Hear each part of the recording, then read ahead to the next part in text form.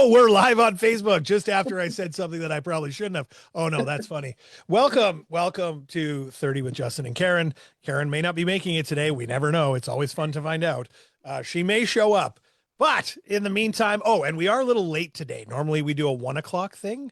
Today we're doing a 3 o'clock thing. It is what it is. Our time's important and we had other things to do. So suck it up, people. We're here and that's all that matters. So we're going to start today by introducing our amazing guest. Today we have Monica Graves, founder of Glamjulz, a Burlington-based jewelry company that started to empower women through creativity and self-expression, from leaving the corporate world to building a brand that gives back to the community. Excuse me. Monica's story really does, and this is really cheesy because ChatGPT may or may not have written this for me, but Monica's story truly sparkles with passion and purpose. That's a great intro, I think. How are you? I'm great. I love that intro. It's good, And right? there's no shame in Chat GPT, man. Not at all. When No, you've got your everybody's own using it. business, come on. I like it. So, Glamjulz, let's start with, first of all, like a brief intro, just super quick. What's your like elevator pitch for what Glamjulz is?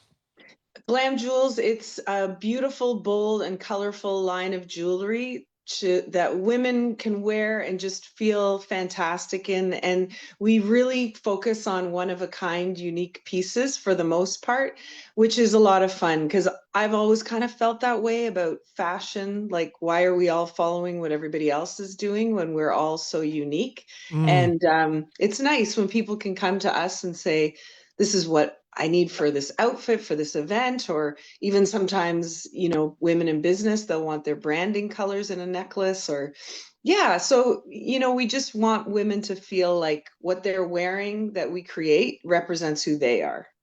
that's really, really cool. I like the idea of that customization for an outfit. Hard to do that when you're just buying something off the rack. That's for Yeah. sure. So, Yeah. um, Amazon doesn't offer that. Not yet. Amazon does not, nor does Temu.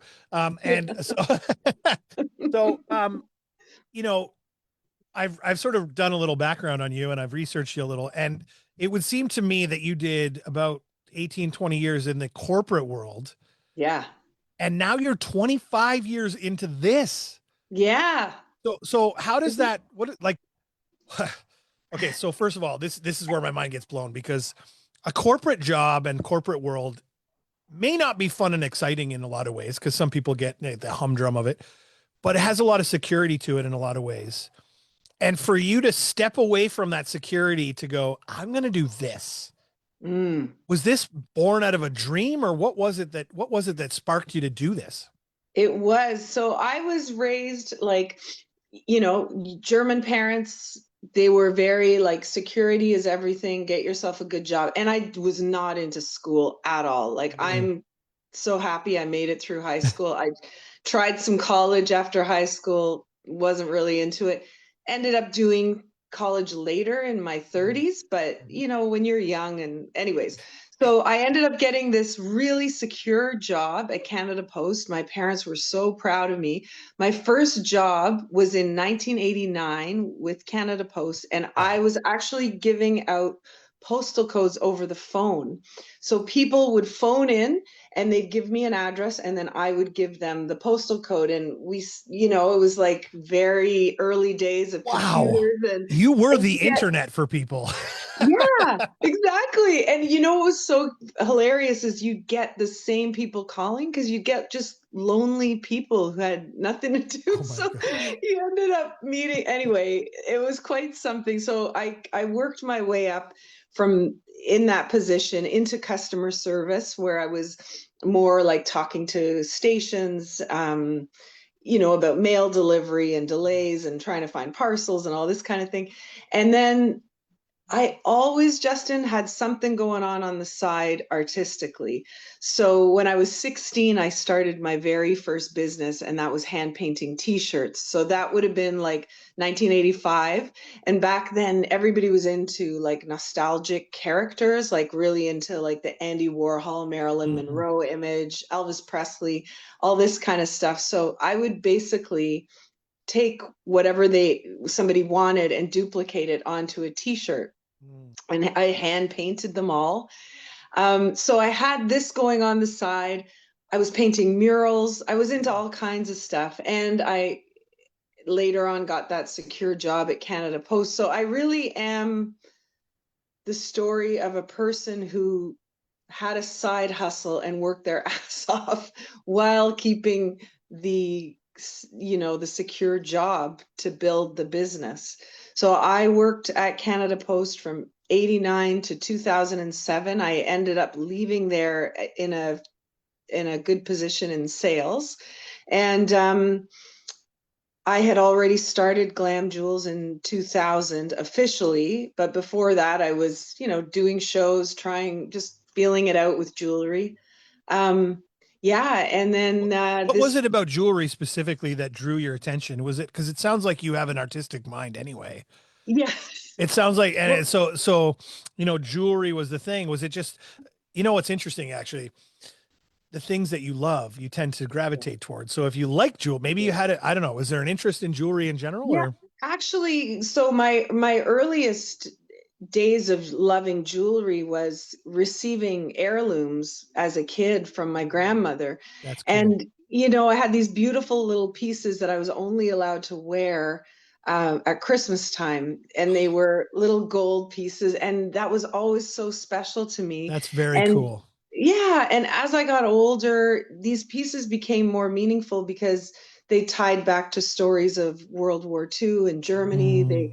There was a lot going on with them, and it Mm. became like such an honor to wear them. And I thought, jewelry really is something that allows you to share a story. Like that Mm. was always important to me. I think that's why I love the customization so much because I want somebody to wear a necklace and someone else say, "Wow, that looks great on you. Tell me about that." And then they can tell their story through the piece.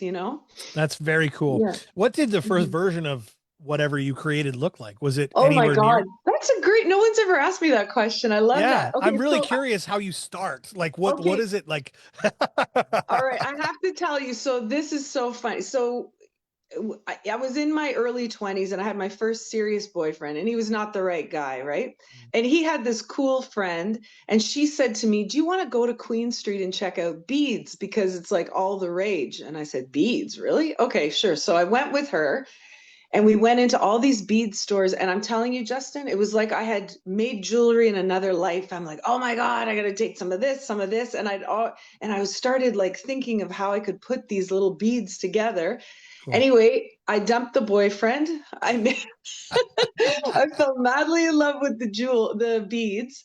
Fair. And at that time, so it would have been like 93, 94. Friends was, of course, really big on TV. And they were all the like Courtney Cox and Jennifer Aniston. They were wearing these little necklaces. They called them Y necklaces. Mm. And then it was also really trendy to wear. People probably remember, they would remember, people who've been following me Yeah. since the beginning, these little chokers, and they were called memory wire. And Yeah. they just kind of stuck around. And we sold, I swear to God, we sold thousands of those things. Like they were just the Wow. hot cakes of like right up to 2002, I'd say. Wow, that's amazing. Yeah. And somebody went to a craft show at Spencer Smith Park and bought one of those pieces and went into a little shop on John Street called Joelle's and said, "This is a local woman making, like a young woman making this jewelry. You should really give her a call." And that's how I met Joelle, and I ended up selling to Joelle for years. Like Mm. we had a wonderful partnership together until, yeah, that was back in my days of selling to boutiques. And Yeah, yeah, yeah, anyways, yeah. yeah. That's really cool. No, so again, it's interesting because I was just in another call before this, just another random meeting about marketing and such. And one of the aspects of what we do in marketing is following trends, right? And Ah, so at that moment, that was a perfect moment for you to be yeah, able to attach yourself to that trend of those types of necklaces that were online that would be, or sorry, on TV and so on, and that people loved, and it sort of set you down that path. It's very cool. It's the yeah, same stuff back then prior to the internet that we're doing now, just in a different way, more analog, right? So it's Yeah, pretty for cool. sure. And Uh, it's so true. There was no way for me to market myself back mm, then. It was door to door. I kind of miss that. I love cold calling and, that's how Listen, we did it. again, we're in an age where I got to say it, people are lazy.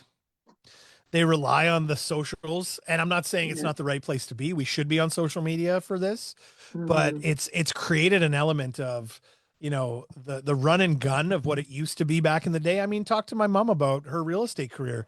Back in the Yeah. day, she used to sit on the phone day in, day out. She used to have books of listings that were all analog pieces of paper that you'd have to take to your photocopy and take to your client. Nothing was Yeah. easy, right? So what No. you did to build this in the time that you did it is has a more of an extraordinary element to it than ever before, because you had to put the effort into literally knock on doors and get your product in places and being at shows and all the things. Again, a lot of that still exists today, but Hmm. just there's a lot of other products available to allow you to make it a little easier for yourself a little bit. Yeah. Thank you So, for saying that. Yeah. um, so jewelry tends to have a really personal connection with people. I find, like, I know that I've got Mhm. some pieces like my wedding ring, which weirdly enough I'm not wearing right now, but my wedding ring and a few other pieces that I have, like this necklace. Just I'll give you an example. Yeah. Not that it's anything special, but it's a silver necklace. It Yeah. was bought for me when I was 13 from Mexico from my parents, Oh, and I jokingly tell my wife, but also other people, no one's ever really seen me naked because I've never taken this necklace off for 40 odd years, or less than wow. that, 30 odd years. So for me, there's a really deep personal connection because it was bought by my parents in Mexico and they gave it to me and yada, yada. Have you ever made a piece that carries a really emotional meaning for you? Yeah. Oh my God. Here we So go. Let's I, cry you together. got 2 hours? Yeah. So, okay, I have to share this story with you. So, as you know, I do a lot of fundraising with my business. Yep. And years ago, I was working very closely with the Jurvinsky Cancer Center, and I was creating custom pieces for their hummingbird ball. And it Yep. was wonderful. So, people came to the ball, they bought these bracelets, and the proceeds went to help Jurvinsky. And I really got to know the people there. And at the time, the CEO of Hamilton Health Sciences, her name was Pearl Venema. Mm-hmm. Um, I got to know her very well and became very good friends with Nancy McMillan, who to this day runs the Bright Run, which is a huge run for the Jurvinsky Cancer Center. So, anyway, these two, in getting to know me, found out that I was a massive Olivia Newton-John fan, like huge fan. Xanadu is my favorite movie, blah, blah, blah, on and on and on. So in 2012, they came to me and said, listen, in November of this year, Olivia Newton-John is going to come and do a concert for us. And I said, really? And they said, yeah. And it's going to be at Carmen's in Hamilton. So small venue, like it's like you're having dinner and there she is. I said, oh my God. Well, is there anything I can do to help? They said, yes. First of all, we are inviting you. You're going to have a seat. And we also would like you to make her a special piece. So I found out from them that her favorite flower, it was orchids. So I made this gorgeous piece, and it was all in like soft iridescent white and cream, and had little hints of green in it.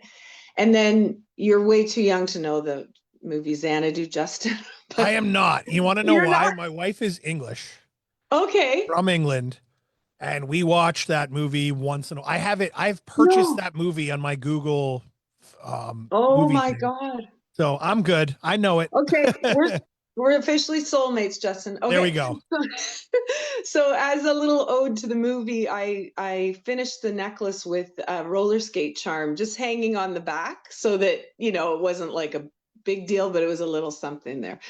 So, anyway, this concert, it was so wonderful. I was looking so forward to it. And my dad and we had this thing about Olivia Newton-John. Like we would drive around, test drive cars, and I'd bring my Olivia Newton-John tape and we'd put it in the tape machine. So it Oh, was like kind of our thing. So he was like really excited for me that I was going.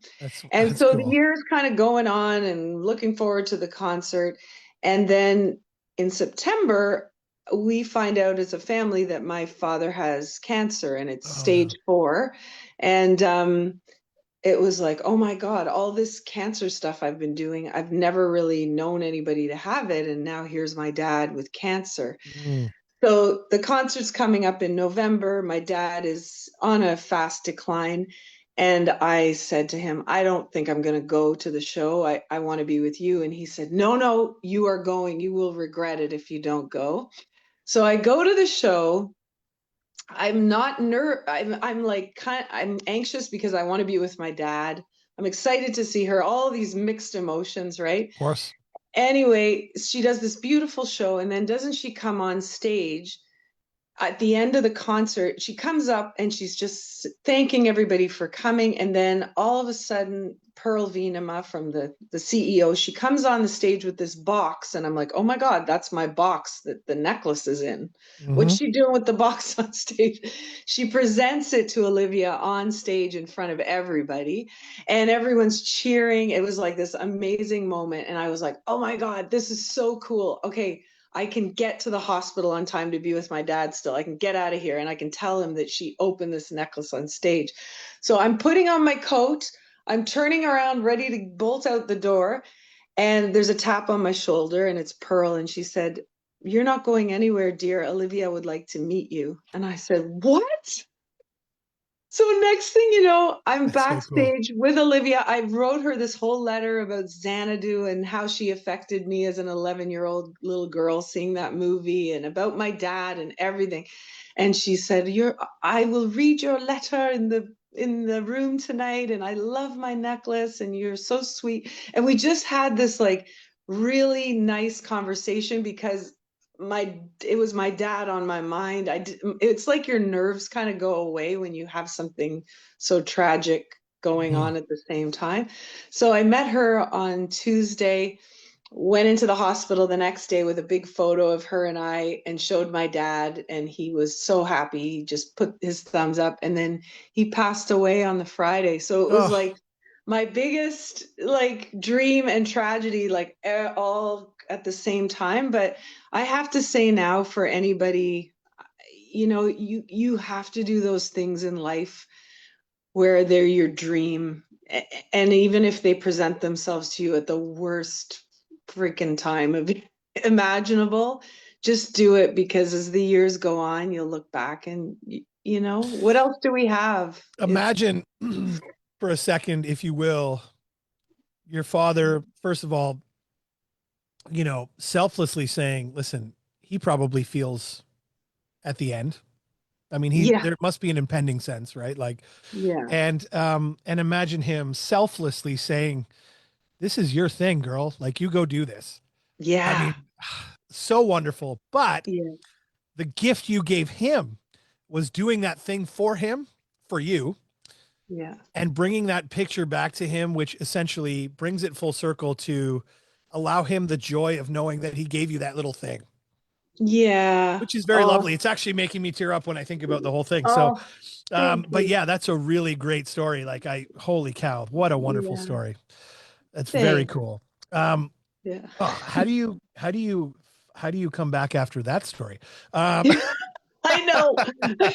That's a big one. that's a good one. Okay, so let's get into like the design, because Mm, obviously artistically nothing's the same. It's not like you're mm, running these off a line and they're all the same.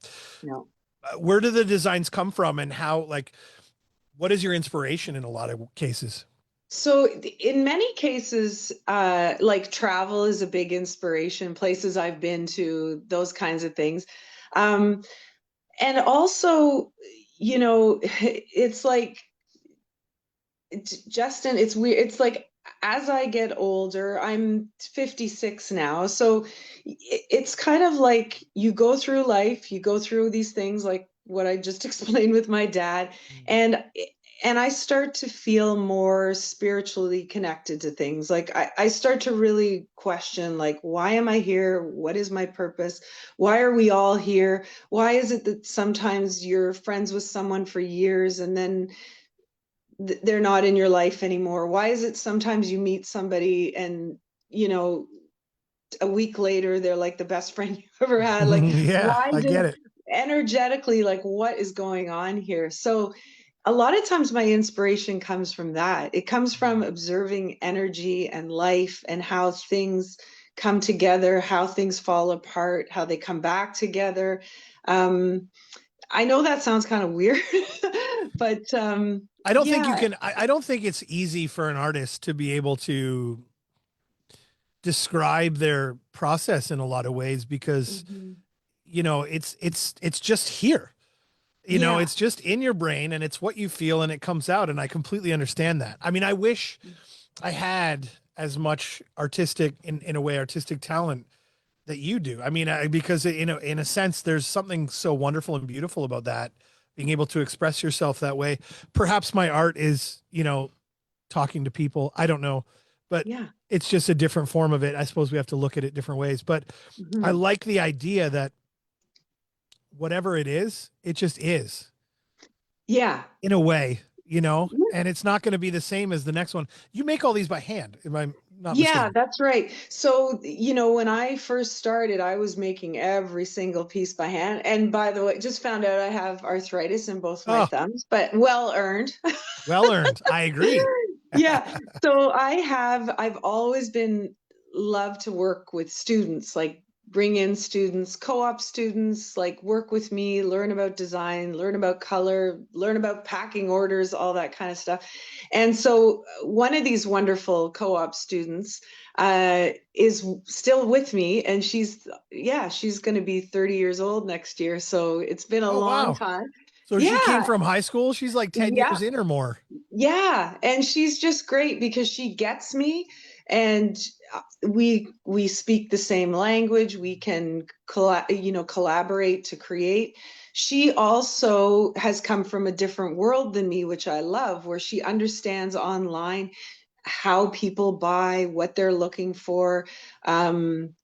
The storytelling stuff. Like, I love telling stories, but I Oh, that's never great. understood Yeah. how does that work with what I'm making? And she's great with that. So we do this fun thing that she came up with. I love. At first I thought this is a little psychotic, but it's actually really good.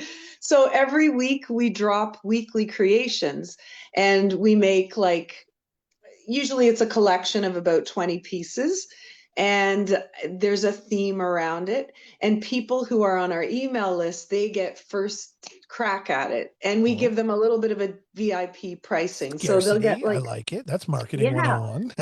it's good. Yeah. So then, like, from Thursday to Sunday night, they have all that time to view the collection first, think about what they want, make their orders, and then whatever is left, we'll say, okay, the rest of you guys can now shop at full price for what's left. But oftentimes those collections sell out because we have people who are really, they're connecting with the jewelry. They're also connecting with the meaningful story behind what it is Sure. we're creating. So, Well, that's yeah. honestly, that is a brilliant form of marketing. Storytelling is marketing. Yeah. Again, like I said, I was just on another call. It was a marketing conversation. And, genuinely speaking, I mean, think about my business, right? Real estate. What's Yeah. more interesting to people? 3 bedrooms, 2 bathrooms, 1,400 square feet bungalow, or, a conversation around having coffee in the morning with your kids running in the yard and, all the things the lifestyle brings to this property and the things you can do in this property. Yeah. We get people walking into our open houses saying, I was connected to this property before I even got here because of what you wrote. Right. Wow. And so storytelling is 22 times more memorable than facts alone. Facts Hmm. being whatever type of metal you're using, whatever type of stone you're using. The Yeah. storytelling is here's the inspiration behind the piece, and here's how it feels when I put it on, and how Yeah. it makes me feel, and the empowerment behind it, and all these things. To me, that just drives the messaging home.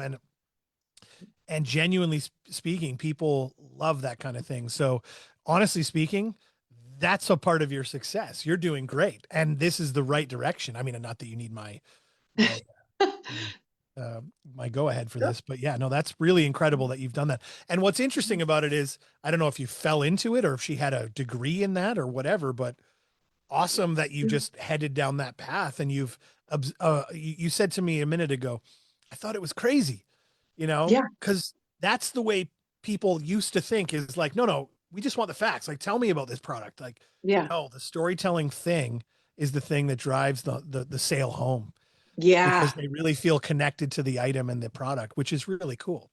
Yeah. So I mean, from a business perspective, people watch this little show for a lot of different reasons, and I like bringing a little different perspective on things.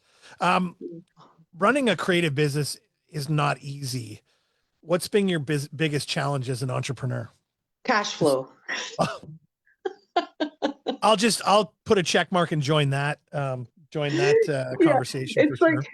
I used to have this really good friend. He was an artist as well. And he used to, when we did craft shows back in the early days, he'd come by the booth and he'd say, "All right, what is it tonight? Hot dogs or oysters? What are we having?" Like, depending on how the show went. But it's hard. That is actually one of the reasons that well, not the only reason, but I used to sell to boutiques. And even that nice compliment you gave me about growing this business without the internet, I grew my wholesale business without the internet. So I had over 100 boutiques across North America carrying my collection at one Wow. time.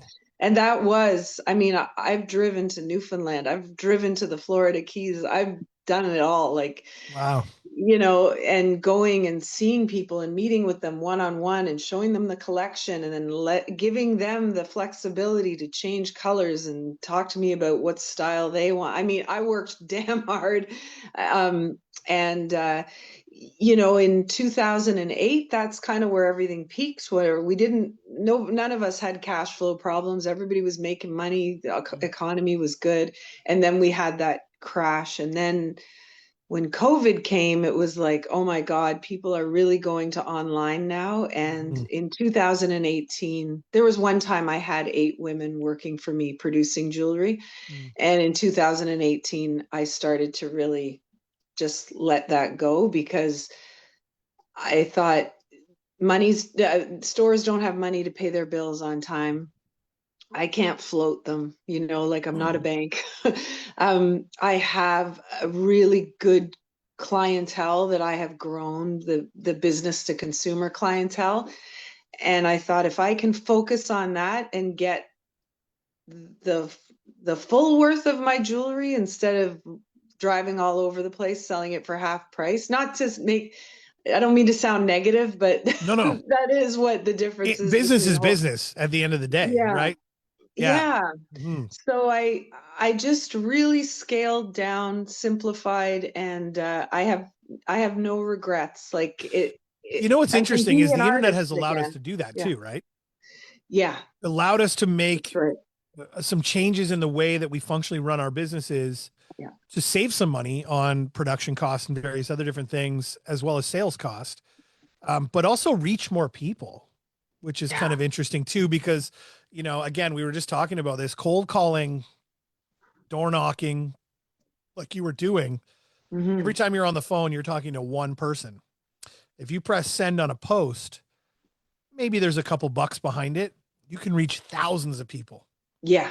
So it changes the dynamic of how you can market your product and sell it with the people behind you that are making it. And so if you can now, obviously, if it blows up to a point where you need more people, great. But if you can handle the production and cut back your expenses, I wasn't expecting this conversation to go this way, but I really enjoy the idea of like understanding how a small business can genuinely like shift and change with the times to create something as successful as yours has. Because I'll tell you right now, in the years that you've been around, how many businesses have come and gone, right? Hmm. Whether it be COVID that knocked them down, whether it be the recession in 2017 or whatever Yeah. else we've had over the years, it's you for you to still be around with a product, mind you, that is a luxury, right? Mm. And so people have to be able to afford it to have it, and Yeah.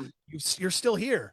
I do want to get in a little bit to a couple things. One, you've gone from like sort of local shows and things, and aside from Olivia Newton-John early on, you've had other celebrities wearing your Yeah. products. I want to know more about Oh my God. that. So that was crazy. I had done a show. It was at Spencer Smith Park. It was like an outdoor show. And I came home exhausted and I passed out on the couch, and my husband and I were watching Much Music.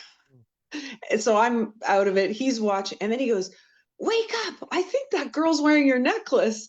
And it was Taylor Kay, who people might know. She was on Chum FM as well, and Mhm. she had one of my necklaces on. I'm like, "Oh my god!" So we had to wait till the end of the show to find out how to contact the host. So there was, because she, that was again before social media. Yeah. So I reached out to her and I said, "Hey, I just wanted to introduce myself. I saw you wearing one of my pieces, and could you mind me asking where you got it?" And she goes, "Oh my God, you're the designer. Meet me for lunch." And I'm like, Oh, "Okay." So I went to Toronto. We met for lunch, and then she connected me with like a media company who was running the Much Music Video Awards, and I was invited to participate in a gift lounge, and I did that for 2 years, and I ended up meeting like Fergie from Black Eyed Peas. I met Carmen Electra. I met Paris Hilton. I met Amy Lee from Evanescence, Alicia Cuthbert. I mean, the name I can that's name so drop cool. for a lot of people. Really, really cool. I met Brandon Flowers from The Killers. He Yep. was awesome. All these really amazing people. And yeah, it was a lot of fun. So Julie Black actually wore one of, I make these like cocktail rings out of beads. She wore that ring on the red carpet. And the only person who wore my necklace on the red carpet, because of course they're already, dressed, and they're not going to wear what they get at the gift lounge. Hmm. But you won't believe this, Bob Angus McDonald from the Trews. Because he had like the Jim Morrison kind of look, and he picked The this necklace necklace would have I worked made. perfectly. Yeah. Yeah. Yeah, Yeah. and he was like, "Hey man, can you just make it a little longer?" I said, "Sure." So I put some chain on, and we watched we were in the gift lounge, and then the day of the show, because you go for rehearsal day and then you go for the actual day of Hmm. the show. So the day of the show, you watch each celebrity coming out of the limo, and I'm going, "Oh, I hope someone wears something."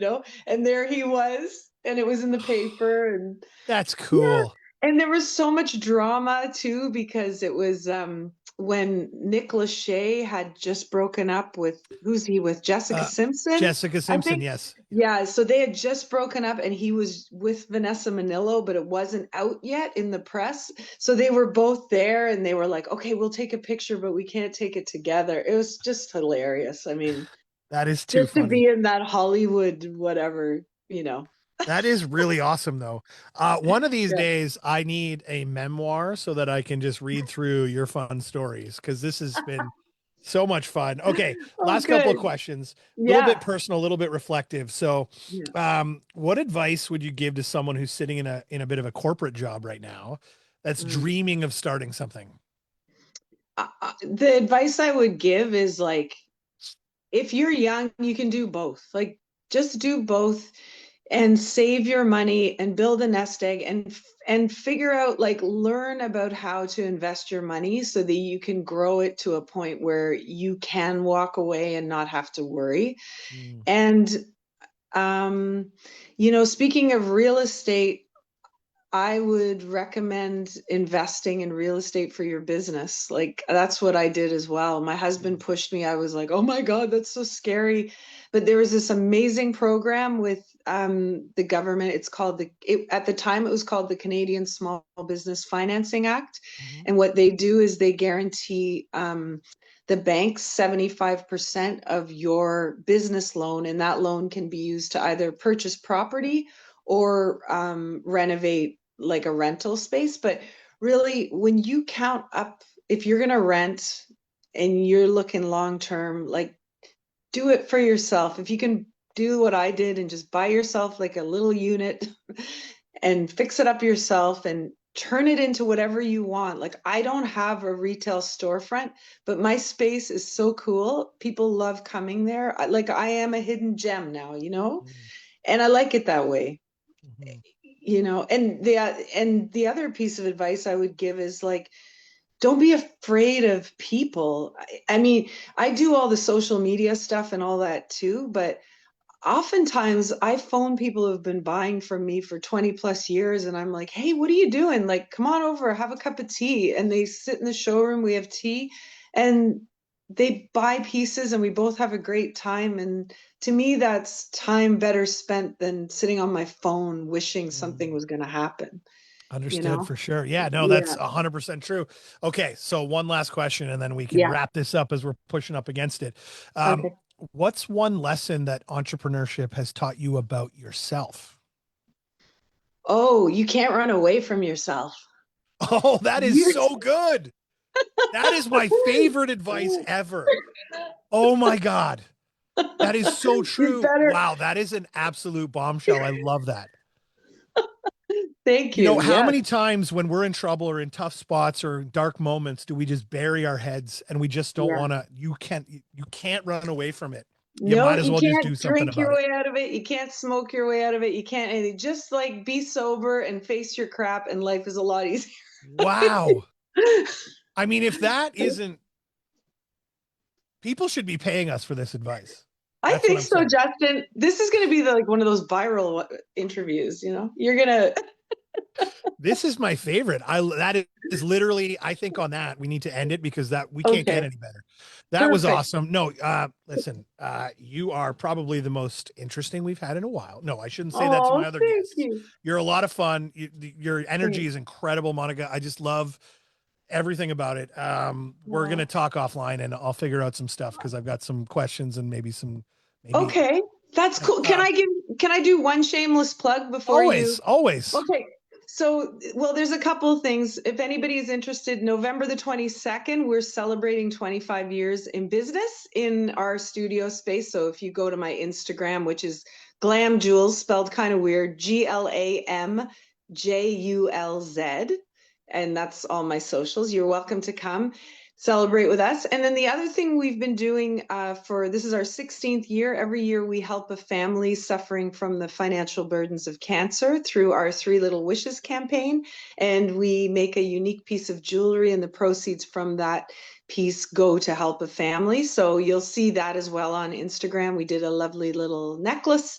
And yeah, so they're 45 bucks. They make great gifts and they will go to help a family. Perfect. I love Yeah. it. We're gonna put all of your socials and your contact in the chat below. Andrea will do that for us, and make sure that people can get in touch with you. So if you're thinking Amazing. about a gift idea, if you're thinking about reaching out just to buy something for yourself, or if you have a dress you need to get a piece of custom art by all means reach out. All that detail will be below.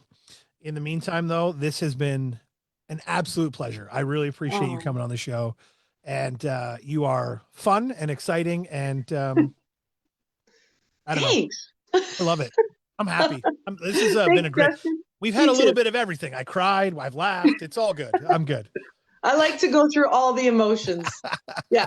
So good. Thanks for being on, Um, everyone. Thanks for listening. Thanks for watching. Thank you. Appreciate your time, and we will be back next week. Talk to you soon.